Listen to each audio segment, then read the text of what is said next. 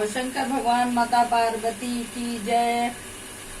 ऐसे श्री पार्वती जी तथा शिव जी को प्रणाम करता हूँ। सम्राट कैलाश पर्वत के शिखर पर बैठी हुई श्री पार्वती जी कहती है, हे महेश्वर, हमें कोई गुप्त व्रत या पूजन बतलाइए जो सब धर्मों में सरल हो, जिसे परिश्रम भी कम करना पड़े लेकिन फल अधिक मिले। हे नाथ, यदि आप मुझ पर प्रसन्न हो तो यह विधान बताइए। हे प्रभु, किस तप, व्रत या दान से आदि मध्य और अंत रहित आप जैसे महाप्रभु हमको प्राप्त हुए हैं। शिव जी बोले, हे देवी सुनो, मैं तुमको एक व्रत जो मेरा सर्वस्त्र और छिपाने योग्य है, लेकिन तुम्हारे प्रेम के वंशीभूत होकर मैं तुम्हें बतलाता हूँ। शिव जी ने कहा, भारत वर्ष में जैसे नक्षत्रों में चंद्रमा, ग्रहों में सूर्य, वर्णों में ब्राह्मण, देवताओं में विष्णु भगवान, नदियों में गंगा, पुराणों में महाभारत, वेदों में सामवेद और इंद्रियों में मन श्रेष्ठ हैं। सब पुराणों और वेदों को सर्वस्त्र जिस तरह कहा गया है, मैं तुम्हें एक प्राचीन व्रत बतलाता हूँ। एकाग्र मन से सुनो। जिस व्रत के प्रभाव से तुमने मेरा आधा आसन प्राप्त किया है, वो मैं तुमको बतलाऊंगा, क्योंकि तुम मेरी प्रेयसी हो। भाद्रपद मास में हस्त नक्षत्र से युक्त शुक्ल पक्ष की तृतीया तिथि को उसका अनुष्ठान मात्र करने से स्त्रियां पापों से मुक्त हो जाती हैं। हे देवी, तुमने आज से बहुत दिनों पहले हिमालय पर्वत पर इस व्रत को किया था। यह वृत्तांत मैं तुमसे कहूँगा। पार्वती जी ने पूछा, हे नाथ, मैंने क्यों यह व्रत किया था? यह सब आपके मुख से सुनना चाहती हूँ। उत्तर की ओर एक बड़ा रमणीक और पर्वतों में श्रेष्ठ हिमवान नामक पर्वत है। उनके आसपास तरह तरह की भूमियां हैं, तरह तरह के वृक्ष उस पर लगे हुए हैं। नाना प्रकार के पक्षी और अनेक प्रकार के पशु उस पर निवास करते हैं। वहां पहुंचकर गंधर्वों के साथ बहुत से देवता, सिद्ध चरण पक्षीगण सर्वदा प्रसन्न मन से विचरते हैं। वहां पहुंचकर गंधर्व गाते हैं, अप्सराएं नाचती हैं। उस पर्वतराज के कितने ही शिखर ऐसे हैं कि जिनमें स्फटिक, रत्न और वैदू मणि आदि की खानें भरी हैं। यह पर्वत ऊंचा तो इतना अधिक है कि मित्र के घर की तरह समझकर आकाश का स्पर्श किए रहता है। उसके समसत शिखर सदैव हिम पर्वत से आच्छादित रहते हैं और गंगा जल की ध्वनि सदा सुनाई देती रहती है। हे पार्वती, तुमने बाल्यकाल में उसी पर्वत पर तपस्या की थी। 12 वर्षों तक तुम उल्टी लटक कर केवल धुआं पीकर रही। 14 वर्ष तक सूखे पत्ते खाकर रही। माघ मास में तुम जल में बैठी रहती और वैशाख की दोपहरिया में पंचअग्नि तापती थी। श्रावण महीने में जल बरसता तो तुम भूखी प्यासी रहकर मैदान में बैठी रहती थी। तुम्हारे पिता इस तरह के कष्ट सहन को देखकर बड़े दुखी हुए। वे चिंता में पड़े गए कि मैं अपनी कन्या किसको दूं। उसी समय नारद जी वहां आ पहुँचे। मुनि श्रेष्ठ नारद जी उस समय तुम्हें देखने गए थे। नारद जी को देखकर गिरि ने अर्धपाद आसन आदि देकर उनकी पूजा की और कहा, हे स्वामिनी, आप किस लिए आए हैं? मेरा अहोभाग्य है, आपका आगमन मेरे लिए अच्छा है। नारद जी ने कहा, हे पर्वतराज सुनो, मैं भगवान विष्णु का भेजा हुआ आपके पास आया हूँ। आपको चाहिए कि यह योग्य कन्या रत्न किसी योग वर को दे। भगवान विष्णु के समान योग्य वर ब्रह्मा, इंद्र और शिव इनमें से कोई नहीं है। इसलिए मैं यही कहूँगा कि आप अपनी कन्या भगवान विष्णु को ही देवे। हिमवान ने कहा, भगवान विष्णु स्वयं मेरी कन्या ले रहे हैं और आप यह संदेश लेकर आए हैं तो मैं उन्हें अपनी कन्या दूंगा। हिमवान की इतनी बात सुनकर मुनिराज नारद आकाश में विलीन हो गए। वे पीताम्बर, शंख चक्र और गदाधारी भगवान विष्णु के पास पहुँचे। वहाँ हाथ जोड़कर नारद जी ने भगवान विष्णु से कहा, हे देव सुनिए, मैंने आपको विवाह पक्का करा दिया है। उधर हिमवान ने पार्वती के पास जाकर कहा कि हे पुत्री, मैंने तुम्हें भगवान विष्णु को दे डाली। तब पिता की बात सुनकर तुम बिना उत्तर दिए ही अपनी सखी के घर चली गई। वहीं जमीन पर पड़कर तुम बड़ी दुखी होती हुई विलाप करने लगी। तुमको इस प्रकार विलाप करती हुई देखकर सखी बोली, तुम क्यों इतनी दुखी हो? इसका कारण बताओ। तुम्हारी जो कुछ इच्छा होगी यथाशक्ति उसको मैं पूरा करने की चेष्टा करूंगी, इसमें कोई संशय नहीं है। पार्वती जी बोली, मेरी जो कुछ अभिलाषा है उसे तुम प्रेम पूर्वक सुनो। मैं एकमात्र शिव जी को अपना पति बनाना चाहती हूँ, इसमें कुछ भी संशय नहीं है। मेरे इस विचार को पिताजी ने ठुकरा दिया है, इससे मैं अपने शरीर को त्याग दूंगी। पार्वती जी के बात को सुनकर सखियों ने कहा कि इस शरीर का त्याग न करो, चलो किसी ऐसे वन को चले जहाँ पिता को पता न लगे। ऐसी सलाह कर तुम वैसे वन में जा पहुँची। उधर तुम्हारे पिताजी घर घर तुम्हें खोजने लगे। दूतों द्वारा भी खबर लेने लगे कि कौन देवता या किन्नर मेरी पुत्री को हर ले गया है। उन्होंने मन ही मन कहा, मैं नारद जी के आगे प्रतिज्ञा कर चुका हूँ कि अपनी पुत्री भगवान विष्णु को दूंगा। ऐसा सोचते सोचते हिमवान मूर्छित हो गए। गिरिराज को मूर्छित देखकर सब लोग हाहाकार करते दौड़ पड़े।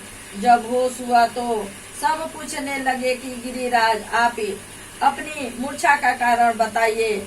हिमवान राजा ने कहा, आप लोग मेरे दुख का कारण सुने। न मालूम कौन मेरी कन्या को हर ले गया है। ऐसा नहीं हुआ तो उसे किसी काल सांप ने काट लिया या सिंह खा गए होंगे। हाय हाय, मेरी बेटी कहाँ गई? किसी दुष्ट ने मेरी पुत्री को मार डाला। ऐसा कह वे आयु के झोंके से कांपते हुए वृक्ष के समान कांपने लगे। इनके बाद हिमवान तुम्हें वन खोजने लगे। जब वह वन भी सिंह, भालू, हिंसक जंतुओं से बड़ा भयानक हो रहा था, तुम भी अपनी सखियों के साथ उस भयानक वन में चलती चलती एक ऐसी जगह जा पहुंची जहां एक नदी बह रही थी। उसके समरण्य तट पर एक बड़ी सी कंदरा थी। तुमने उसी कंदरा में आश्रम बना लिया और मेरी एक बालू कामयी प्रतिमा बनाकर अपनी सखियों के साथ निराहार रहकर मेरी आराधना करने लगी। जब भाद्र शुक्ल पक्ष की हस्त युक्त तिथिया तिथि प्राप्त हुई, तब तुमने मेरा विधिवत पूजन किया और रात भर जाकर गीत बधादी से मुझे प्रसन्न करने में बिताया। उस व्रत राज के प्रभाव से मेरा आसन डगमगा उठा, जिससे मैं तत्काल उस स्थान पर जा पहुंचा जहां पर तुम अपनी सखियों के साथ रहती थी। वहां पहुंचकर मैंने तुमसे कहा कि मैं तुम पर प्रसन्न हूँ, बोलो क्या चाहती हो। तुमने कहा, मेरे देवता, यदि आप मेरे ऊपर प्रसन्न है तो मेरे पति बने। मैंने तथास्तु कहकर कैलाश पर्वत पर वापस आने पर तुमने वही प्रतिमा नदी में प्रवाहित कर दी और सखियों के साथ वह महाव्रत का पारण किया। हिमवान भी तब तक उस वन में तुम्हें खोजते हुए आ पहुँचे। चारों दिशाओं में तुम्हारी खोज करते करते वो व्याकुल हो चुके थे, इसलिए तुम्हारे आश्रम के समीप पहुँचते ही गिर पड़े। थोड़ी देर बाद उन्होंने नदी के तट पर दो कन्याओं को सोते हुए देखा। देखते ही उन्होंने तुम्हें छाती से लगा लिया और बिलख कर रोने लगे। फिर पूछा, पुत्री, तुम सिंह, बाघ आदि जंतुओं से भरे इस वन में क्यों आ पहुंची? पार्वती जी ने उत्तर दिया कि पिताजी, मैंने पहले ही अपने आप को शिव जी के हाथों सौंप दिया था। आपने मेरी बात टाल दी, इससे मैं यहाँ चली आई। हिमवान सतावना दी कि हे पुत्री, मैं तुम्हारी इच्छा के विरुद्ध कुछ भी न करूँगा। वे तुम्हें अपने साथ ले आए और मेरे साथ तुम्हारा विवाह कर दिए। इससे तुमने मेरा अर्ध आसन पाया।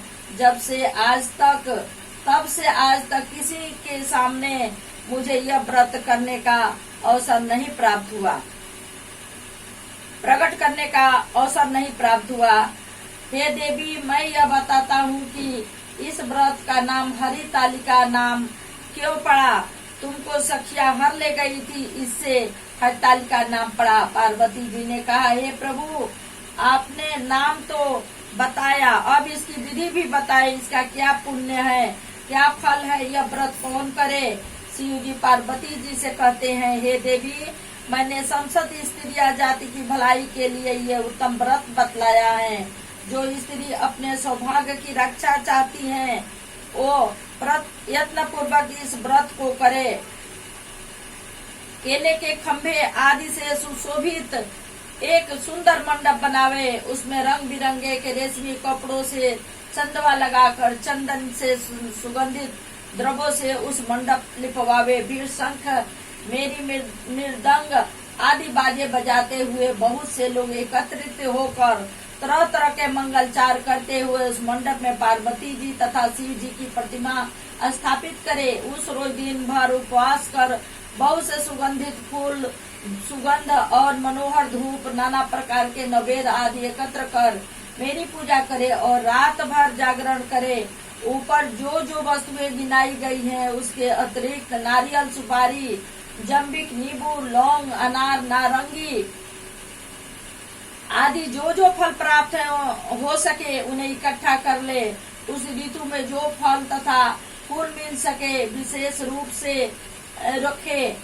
इसके बाद धूप दीप आदि से पूजन कर प्रार्थना करे, हे शिव, शिव रूपड़े, हे मंगले, सब अर्थों को देने वाली हे देवी, शिव रूपे आपका नमस्कार है। हे शिव रूपी, आपको सदा के लिए नमस्कार है। हे ब्रह्मा रूपी, आपको नमस्कार है। हे जगदात्री, आपको नमस्कार है। हे शिवानी, संसार के भय से भयभीत मुझ दिन की रक्षा करे। इस कामना की पूर्ति के लिए मैंने आपकी पूजा की है। हे पार्वती जी, मुझे राज्य और सौभाग्य दे, मुझ पर प्रसन्न हुए। इन्हीं मंत्रों से पार्वती जी तथा शिव जी की पूजा करे। तदंतर विधि पूर्वक कथा सुने और ब्राह्मण को वस्त्र, गौ, सुर आदि देकर इस तरह एक चित होकर स्त्री पुरुष दोनों एक साथ पूजन करे। फिर वस्त्र आदि से जो कुछ हो उसका संकल्प करे। हे देवी, जो स्त्री इस व्रत इस प्रकार करती है, वो सब पापों से छूट जाती है और उसे 7 जन्म तक सुख और सौभाग्य प्राप्त होता है। जो स्त्री तिथि का व्रत न कर अन्न भक्षण करती है, वो 7 जन्म तक बंध्या रहती है और उसको बार बार विधवा होना पड़ता है। वह सदा दरिद्र, पुत्र शोक से शोकाकुल, स्वभाव की झगड़ालू, सदा दुख भोगने वाली होती है और उपवास न करने वाली स्त्री अंत में घोर नरक को जाती है। मांसाहार करने से बाघी, दही खाने से बिल्ली, मिठाई खाने से चींटी और सब कुछ खाने से मक्खी होती है। तीज को अन्न खाने से सुकरी, फल खाने से बंदरिया, पानी पीने से जोक, दूध पीने से सापिन, उस रोज सोने से अजगरी और पति को धोखा देने से मुर्गी होती है। इसलिए सभी स्त्रियां व्रत अवश्य करे। दूसरे दिन स्वर्ण, चांदी, तांबा अथवा बांस के पात्र में अन्न भर कर ब्राह्मण को दान देवे। पारण करे। जो स्त्री इस प्रकार व्रत करती है वो मेरे समान पति पाती है और जब वो मरने लगती है तो उसके समान उसका रूप तुम्हारे समान उसका रूप हो जाता है। उसे सब प्रकार के संसारिक भोग और मुक्ति मिल जाता है। इस हरितालिका की व्रत कथा मात्र सुन लेने से प्राणी को 1000 अश्वमेध और सैकड़ों वाजपेयी यज्ञ का फल प्राप्त होता है। हे देवी, मैंने यह व्रत सब व्रतों में उत्तम व्रत बतलाया है, जिसके करने से प्राणी सब पापों से छूट जाता है। इसमें कुछ भी संशय नहीं है।